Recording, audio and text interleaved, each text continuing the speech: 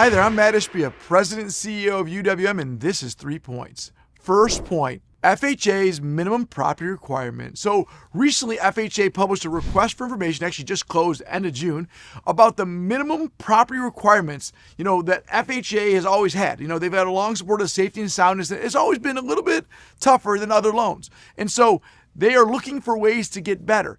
There's some unnecessary burdens and things that are maybe outweighing the benefits that they provide. And so they're really digging into this. The thing I think about this is, what will they change? What MPRs will change going forward?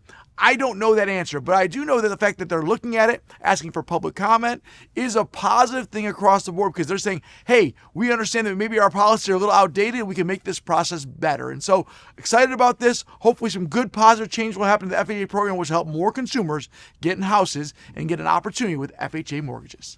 Second point, the Fed holding rates steady. So the Fed held its benchmark rate at 3.5 to 3.75% for the fourth straight meeting. Now, this was the first meeting where Kevin Warsh was the Fed chairman. And so interesting to see his comments and his thoughts across the board. Now, with the CPI at 4.2% and May payrolls up 172,000, they weren't going to lower rates.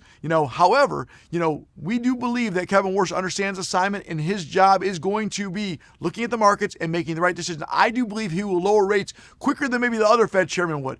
Obviously, President Trump's going to be pushing, but they're not going to do anything while there's the conflict in the Middle East and all the things going on. So the way I look at it is, the next 6 to 12 months, it's going to be a more bullish, as in lower rate opportunity, with Kevin Warsh running it than the previous Fed chairman. And when this war ends and the CPI data slows down a little bit, there's a big opportunity for rates to come down, which means mortgage rates will be lower, which means refinance opportunity, and a positive thing for the mortgage market and for consumers. Third point, could there be a 12-month delay with Fannie Freddie condo rules? So right now there's a push from the industry saying, let's delay the Fannie and Freddie condo rules by about a year. Let's slow it down, because we're worried, and a lot of the industry is worried about the more condo projects will become non-warrantable. And if non-warrantable, it limits the access to conventional financing, increased costs for borrowers across the board.